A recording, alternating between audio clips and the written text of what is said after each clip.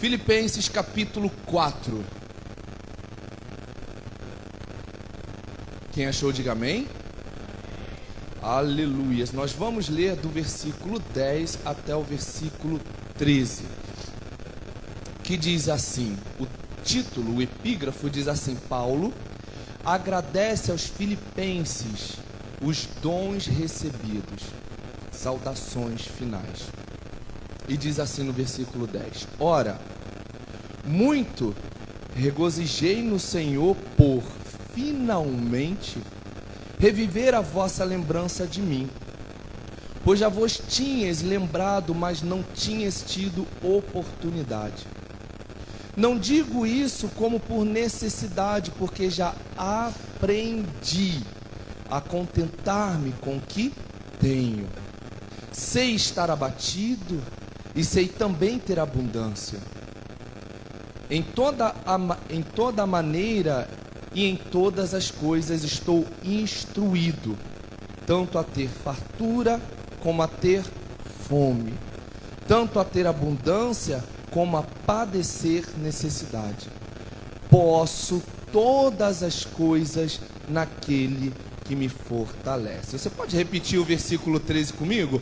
Posso todas as coisas naquele que me fortalece. Agora vamos incluir um podemos, né? Mas vamos falar forte. Podemos todas as coisas naquele que nos fortalece. Aleluia. Encurve a sua cabeça, vamos orar, vamos continuar no mesmo espírito, pedindo que o Senhor continue a falar aos nossos corações. Amém? Senhor Jesus, eu continuo, ó Deus, cultuando o teu santo nome, pois foi para isto que o Senhor nos levantou nesta manhã, para cultuarmos, adorarmos, regozijarmos, ó Deus, em tua presença. E neste momento, ó Pai, eu te peço, prepara cada vez mais os nossos corações. Além dos corações, prepara as mentes, ó Deus, para que a tua igreja, ó Pai, possa compreender essa palavra.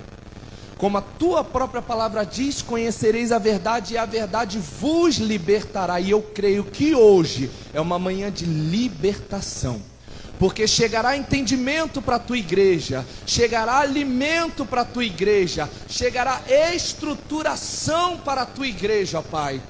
E eu te peço, continue, ó Deus, ministrando o teu Santo Espírito sobre nós. Que não haja barreiras, que não haja dificuldades. Tira, Jesus, todo espírito de desconcentração. Tira, Jesus, tudo aquilo que possa desvirtuar a nossa atenção da tua palavra. Continue, ó Deus, falando conosco, no nosso coração, na nossa alma e no nosso espírito, em nome de Jesus. Amém, meus irmãos? Meus irmãos, pouco mais de um mês, eu recebi um convite muito especial de um pregador angolano, para que eu pudesse, juntamente a ele, fazer uma live falando sobre alguns pontos do Evangelho. Nós nominamos essa live como a essência do pleno Evangelho. E sobre esse tema nós discursamos sobre alguns pontos. Então nós falamos sobre a verdade do Evangelho, falamos sobre a satisfação do Evangelho, falamos sobre o testemunho do Evangelho e a salvação através do Evangelho. E exatamente me baseando nessa live, nesse tema a qual o Senhor havia me direcionado, foi que eu explorei um pouco mais esse tema e Deus me direcionou para que eu pudesse trazer aqui hoje. É claro que dentro de uma live nós tivemos aí cerca de 5 a 10 minutos para colocarmos cada assunto. Então hoje, diante dessa palavra, o Senhor nos possibilitou a explorar um pouco mais, a justamente estruturar um pouco mais essa palavra para trazer para a igreja. Amém? Eu quero exatamente hoje, Deus colocou no meu coração em trazer a questão da satisfação. A satisfação em Cristo, a satisfação no Evangelho. Só que falar de satisfação nos dias de hoje, atualmente, é um tanto complexo, é um tanto desafiador. É trilhar literalmente um caminho no contrafluxo daquilo que tem sido pregado. Muito tem sido pregado sobre vencer. Muito tem sido pregado sobre alcançar posições de liderança. E isso se dá por um vírus que tem contaminado o evangelho e matado muitas igrejas. E que vírus é esse?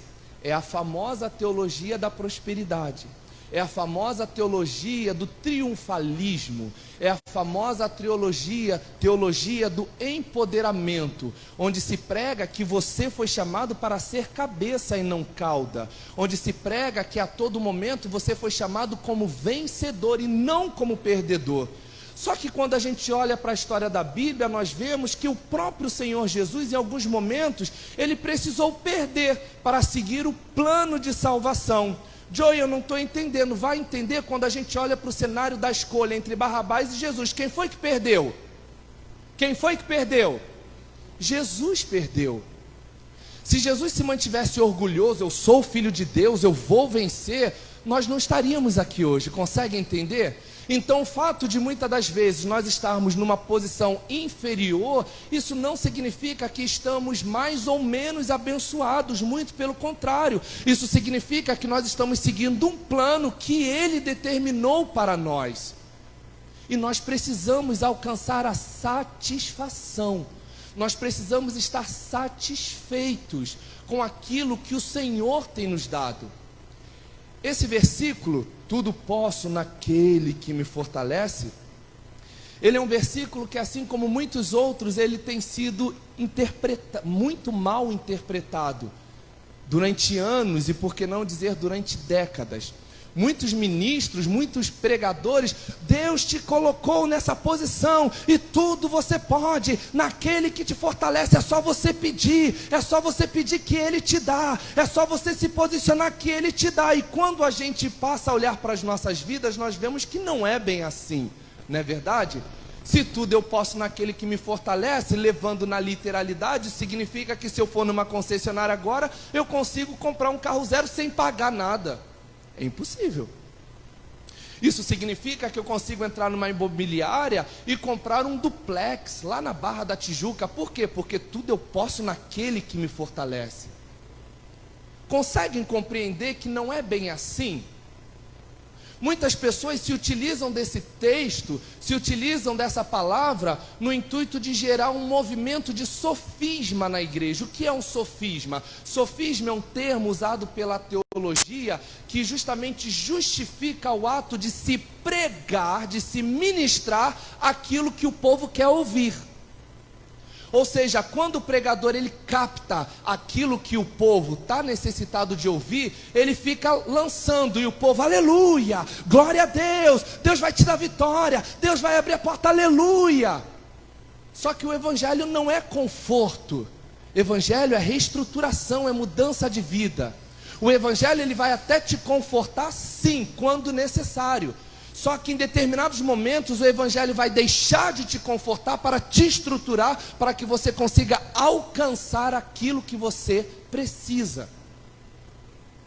Quando eu olho para tudo posso naquele que me fortalece, eu lembro que de igual modo, existem alguns outros versículos que de acordo com esse também são muito mal interpretados, como por exemplo, Salmo 91 versículo 7, que diz: 1000 cairão ao meu lado, 10.000 à tua direita e tu não serás atingido.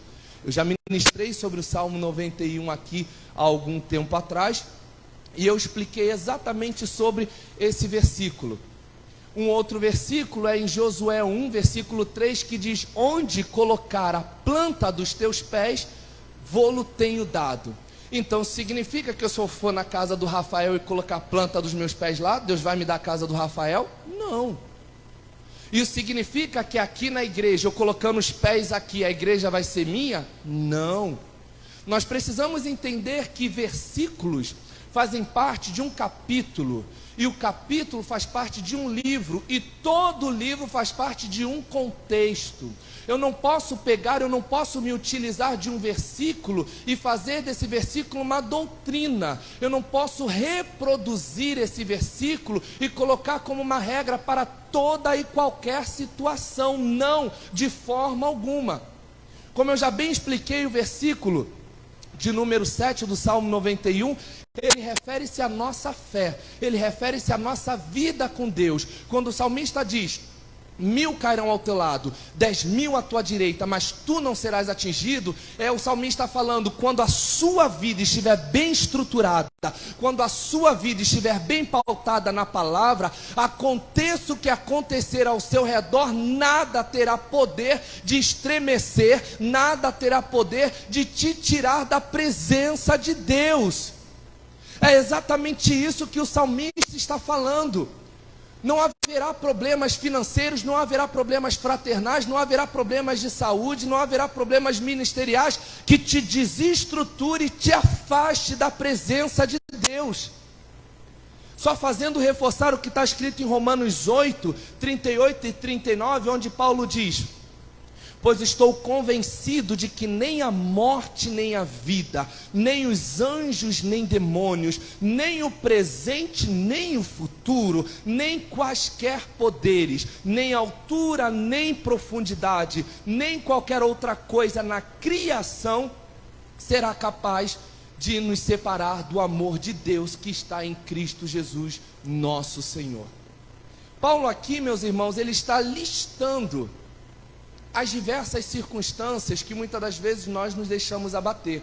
Quando ele diz, pois estou convencido de que nem a morte, nem a vida, aqui ele está dizendo, não importa o estado que eu esteja, não importa se eu estou num estado deplorável, prestes a cair na morte, ou se eu ainda estou com a minha saúde bem, nada vai me tirar, nada vai me separar do amor de Deus.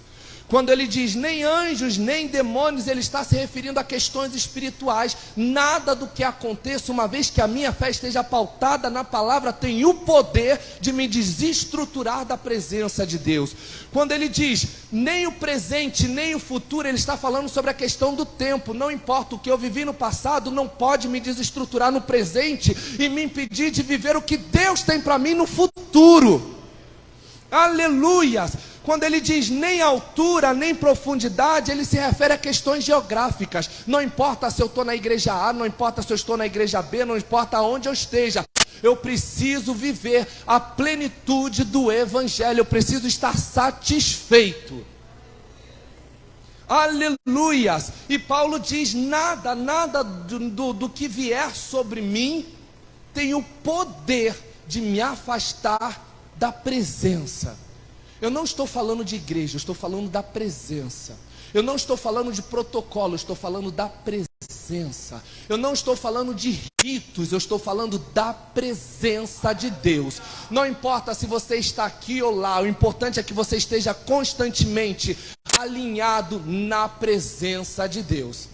Aleluia. Já o versículo 3 de Josué 1 foi uma garantia que Deus deu a Josué. Algo muito pontual, algo muito direcionado a Josué dentro daquela necessidade.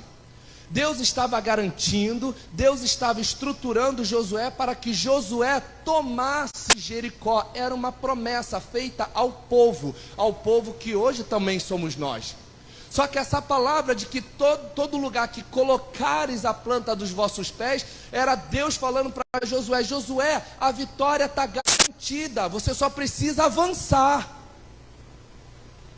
E todo lugar naquela região que você colocar os teus pés, eu te darei.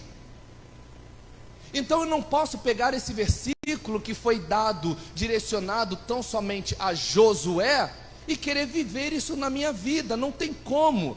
Esse versículo faz parte de um contexto completamente diferente daquilo que estamos vivendo hoje. É claro que quando ainda hoje o Senhor diz, vai que eu te garanto, nós podemos ir porque Deus vai nos garantir. Mas se Deus não falou, eu não posso pegar uma palavra dessa e querer fazer aquilo que Deus não autorizou, só pelo fato de estar na palavra. Mas Joe, está na palavra, tudo aquilo, todo lugar que eu colocar a planta dos meus pés, Ele vai me dar, mas não é bem assim, meu irmão. Nós precisamos entender o contexto, nós precisamos entender o capítulo, nós precisamos entender o contexto a qual o livro foi escrito. A própria palavra do Senhor diz em Oséias 4:6 que o meu povo pereceu por falta de conhecimento. E é isso que nós temos visto hoje em dia.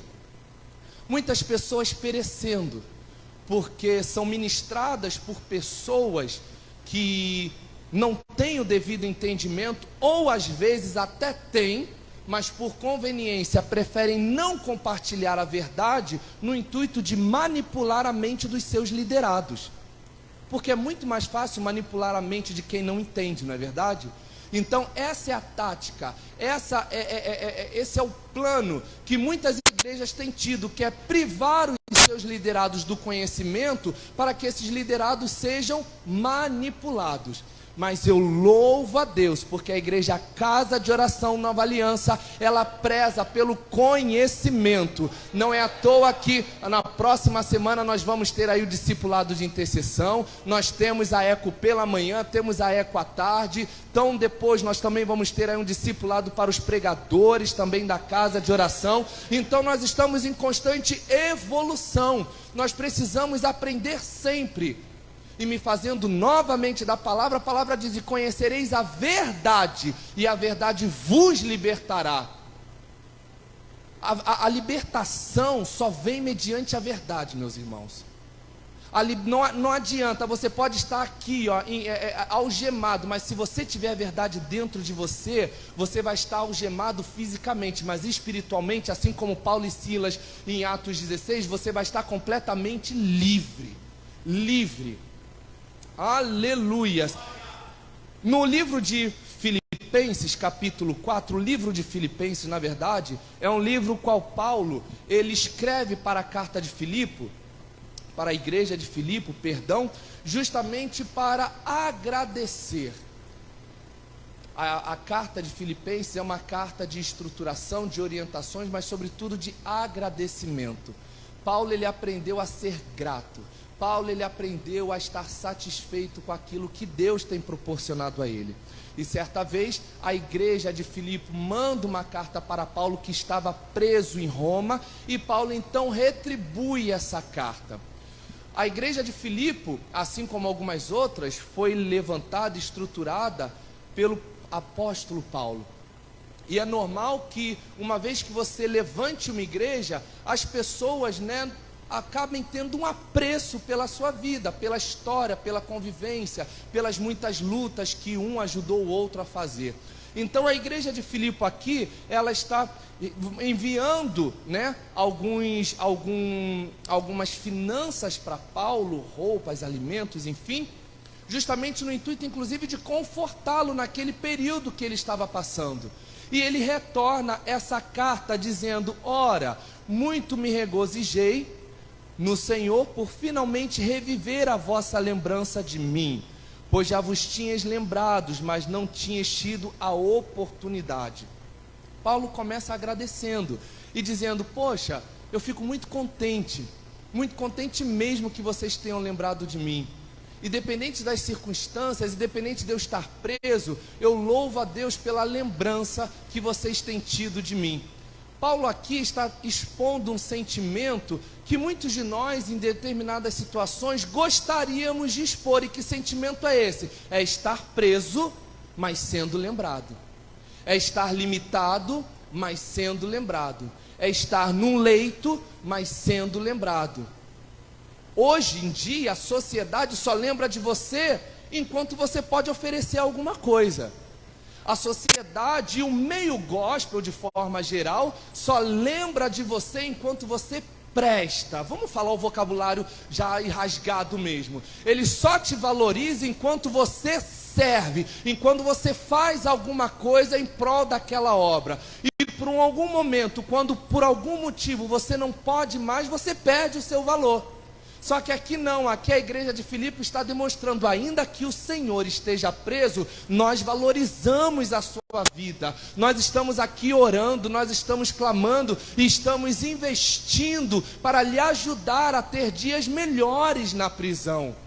Aleluias! Quem nunca se sentiu assim, Por algum momento não pode mais contribuir tanto com a obra, e quando eu digo contribuir, eu não me refiro a questões financeiras, eu me refiro à vida mesmo.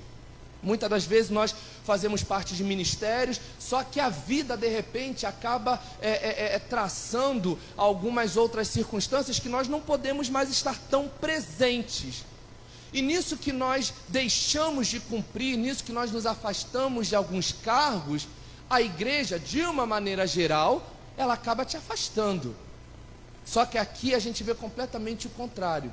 Nós vemos a igreja abraçando Paulo, independente de onde ele estivesse, a igreja abraçando Paulo. E hoje eu gostaria justamente de chamar a sua atenção. Será que você não está sentindo falta de alguém aqui, não? Nós precisamos justamente nos importarmos com essas pessoas, não pelo que elas fazem, mas pelo que elas são. Elas são filhas e filhos de Deus, são nossos irmãos. Nós não podemos nos importar com eles apenas quando eles estão sendo úteis para nós ou úteis para a obra. Não, eles são importantes por conta do sacrifício da cruz. Independente deles fazerem ou não, eles são importantes para a obra, para o reino de Deus. E se hoje existem muitos lugares vazios, não apenas no período da manhã quanto da noite, a culpa é nossa. A culpa é nossa porque estamos valorizando por demais o que eles fazem, não o que eles são.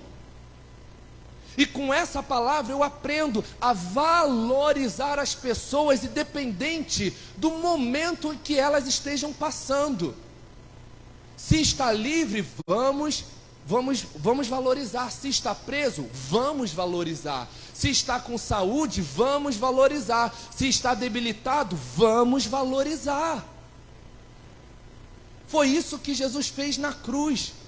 Jesus se entregou valorizando a cada vida, não importava o estado, não importava se eles estavam negando Jesus. Jesus morreu por todos, não apenas aqueles que o adoravam, não apenas aqueles que o reconheciam, mas também aqueles que o negavam.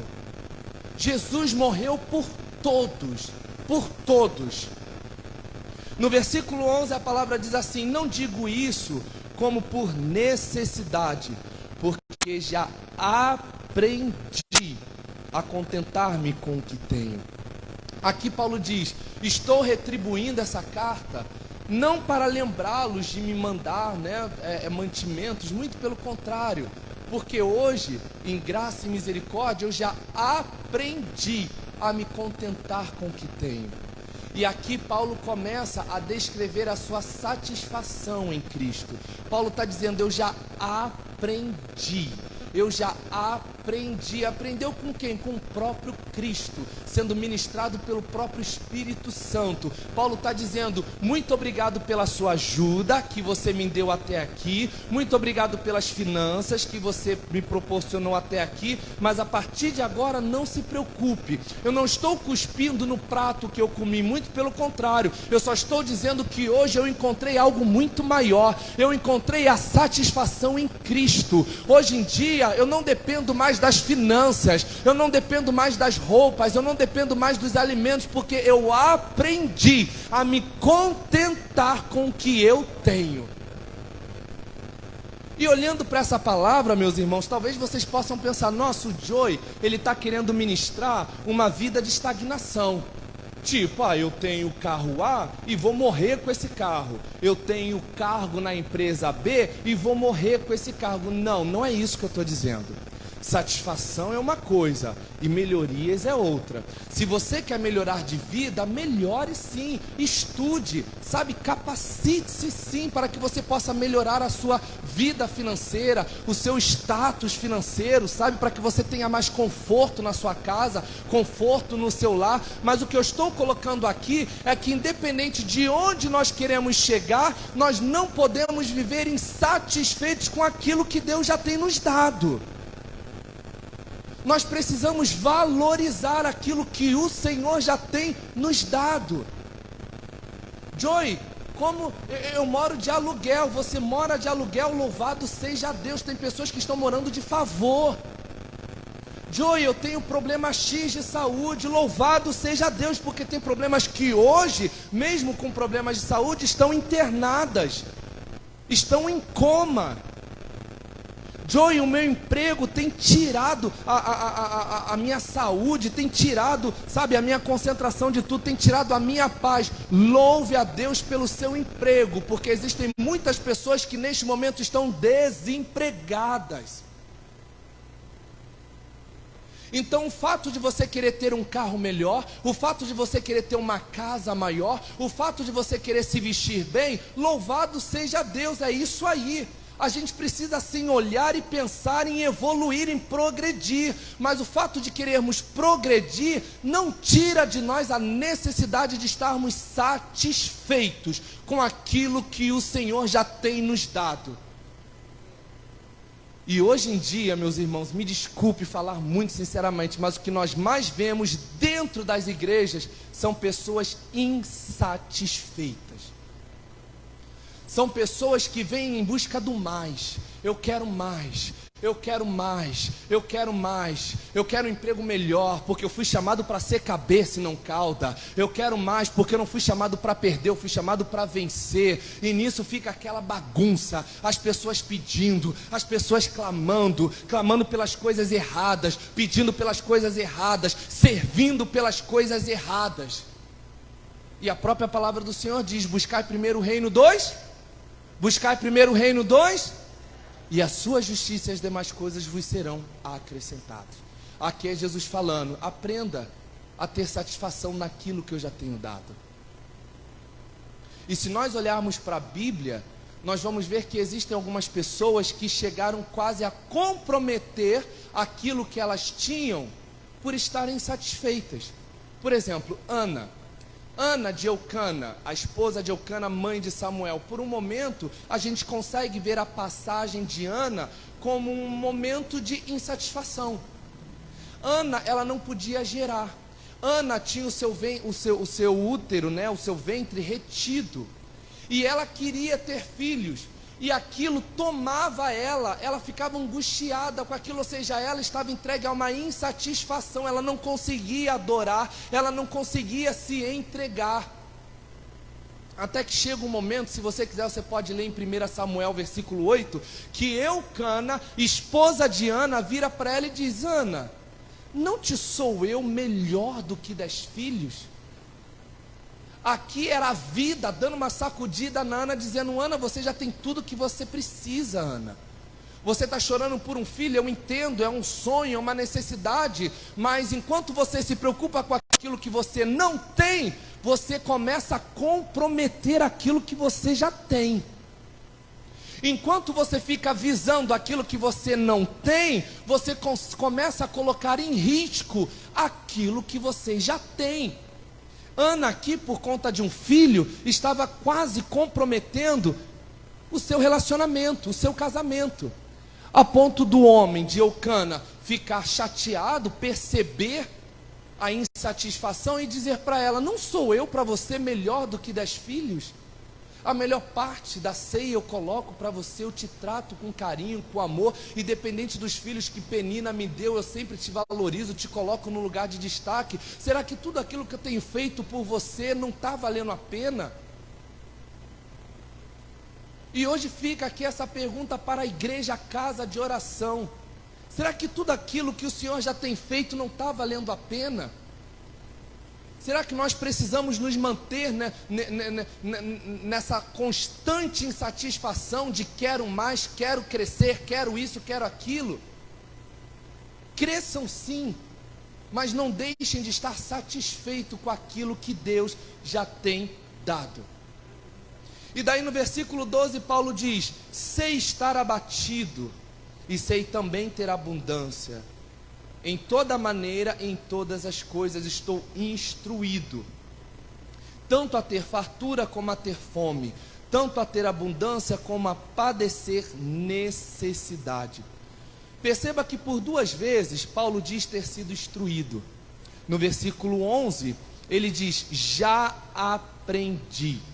No versículo 12 ele diz: já estou instruído.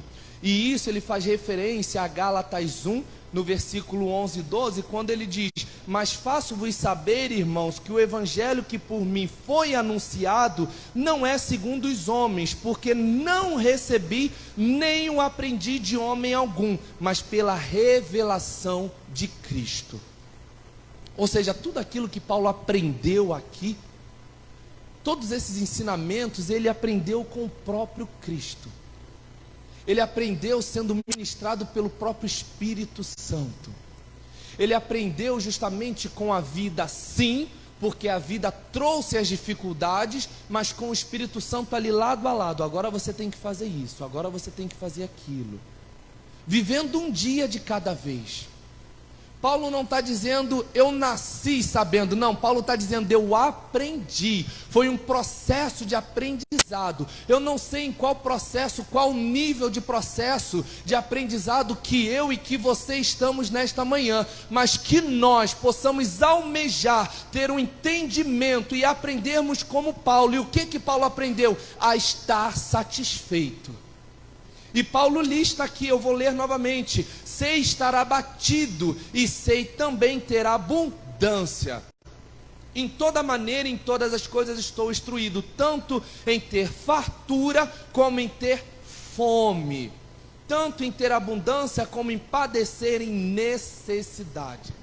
Paulo aqui está listando problemas que ele passou, que eu passo e que muitas pessoas provavelmente vão passar. Aqui ele começa a listar a oscilação da vida: abundância e escassez, abundância e escassez, abundância e escassez. Tem pessoas que louvam ao Senhor na abundância, mas quando chega na escassez, deixam de louvar, deixam de agradecer. Tem pessoas que com a carteira assinada louvam a Deus, chegam aqui, pulam, rodam no mistério e falam até em línguas, mas quando a carteira não está assinada, só murmuram. E eu lembro quando o povo do Egito, quando o povo hebreu, saiu do Egito, que eles se depararam com aquele deserto, eles começaram a murmurar.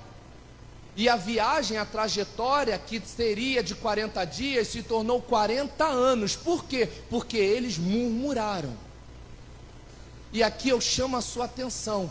Talvez o problema que nós estamos passando seja justamente por conta da nossa murmuração, por conta da nossa insatisfação. Deus nos tirou de um lugar para nos levar para outro, mas na trajetória, no caminho, nós estamos murmurando, nós estamos reclamando, nós estamos achando que deveria ser do jeito que nós esperávamos. E Deus está dizendo: se você está sobre o meu domínio, sobre o meu controle, será da forma que eu idealizei. Então aprenda a se satisfazer do jeito que eu estou colocando para você.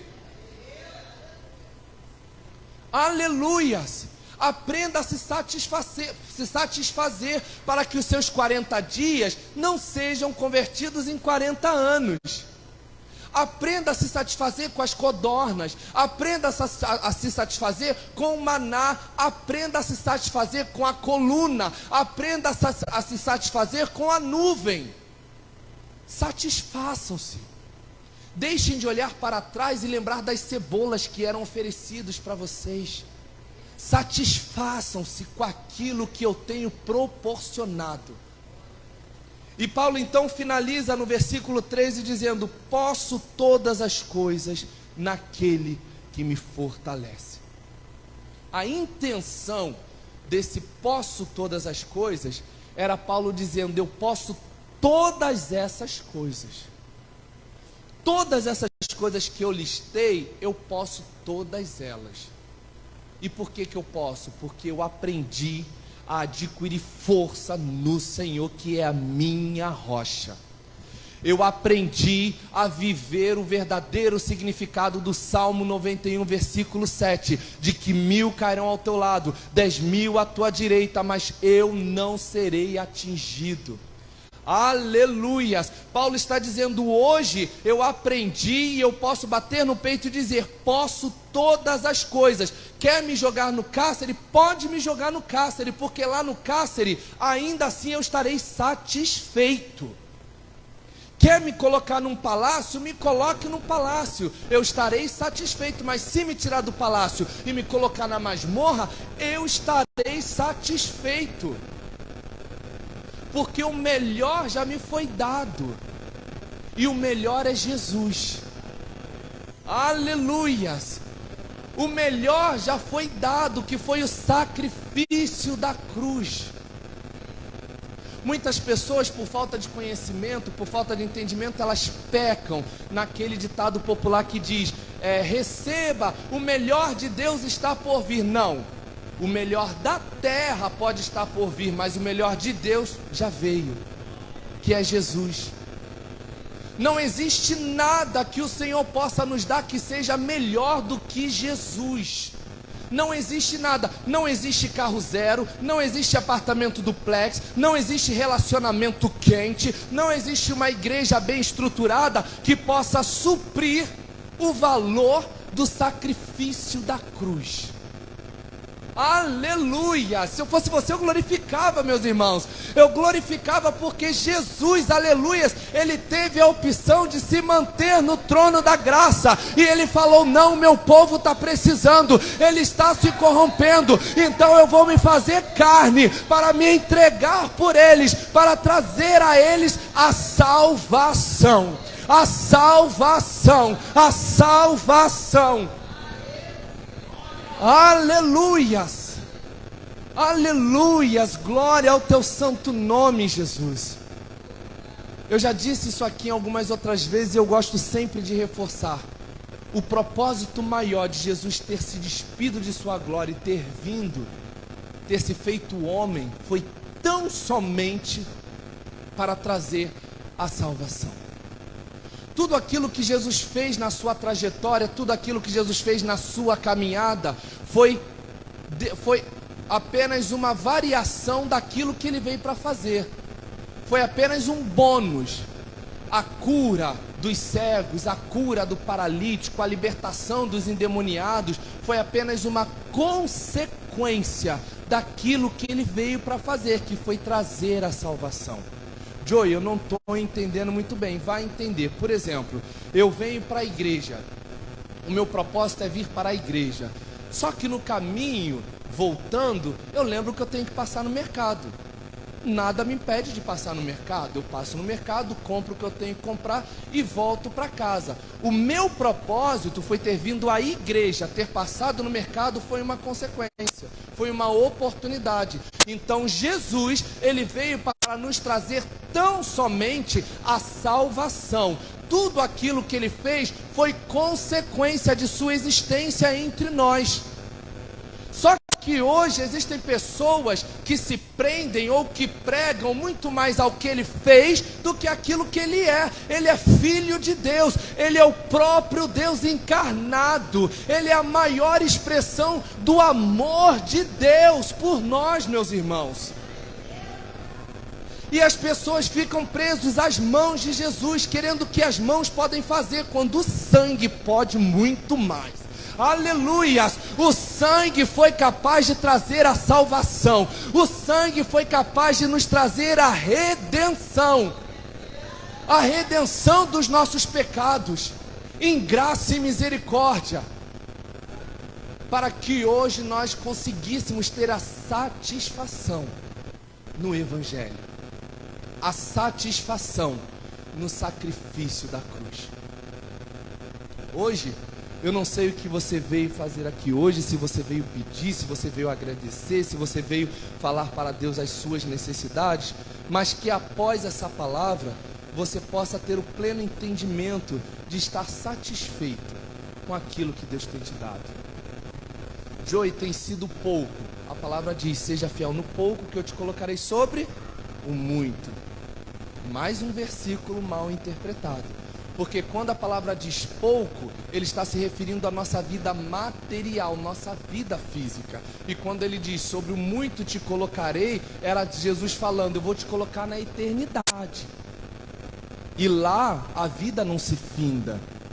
Então o que você vive aqui, alguns falecem com 40, outros com 30, outros com 70, outros com 90, outros com 110, seja lá qual for a idade que as pessoas falecem, mas isso é uma partícula da imensidão da vida que o Senhor tem preparado para nós. Então ele está dizendo: se você foi pouco no muito, no pouco, perdão, se você tem sido fiel nos 40 anos que eu te dei, nos 60 anos, nos 70 anos, nos 80, nos 90 anos, então se prepare, porque a eternidade te espera.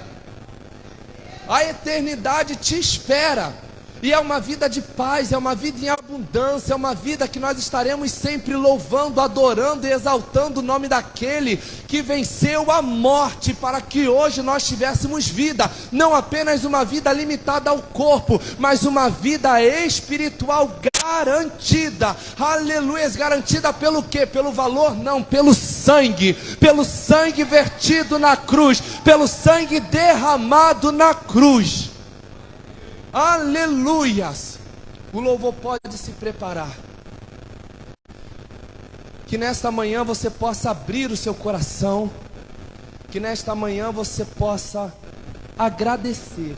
Essa é uma manhã de agradecimento.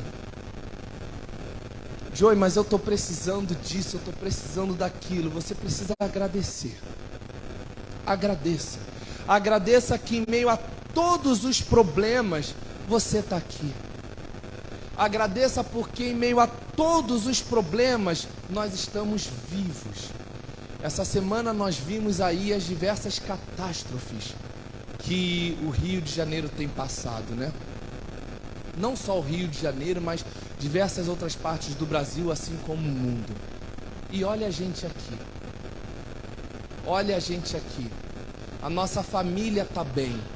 Pode ser que talvez um esteja um pouco limitado financeiramente, um outro um pouco limitado na parte da saúde, mas estamos todos aqui para a glorificação do nome do Senhor. Aqui em Caxias eu não sei quantos passam por aquele caminho que o ônibus faz, eu não sei, mas se você for analisar, nós passamos diariamente por diversos lugares que acontecem diversos problemas. É bala perdida, são roubos, são acidentes, são batidas. Você passa por aqueles lugares constantemente, diariamente, semanalmente. Mas olha você aqui. Quando você passa por ali, os anjos do Senhor já estão te guardando. Quando você passa por esses lugares perigosos e você consegue passar e você vê que minutos depois que você passou teve um acidente, minutos depois que você passou teve um tiroteio, minutos depois que você passou teve um incêndio e você está aqui para contar a história, meu irmão, minha irmã, isso é a possibilidade que o Senhor nos dá de estarmos satisfeitos com aquilo que Ele tem feito em nossas vidas, livrado, mantido o pão de cada dia, sarado as nossas debilidades, não apenas físicas, mas também espirituais, mentais. Que hoje, aleluias, nós saiamos daqui satisfeitos com Jesus, amém? Coloque-se de pé, vamos louvar.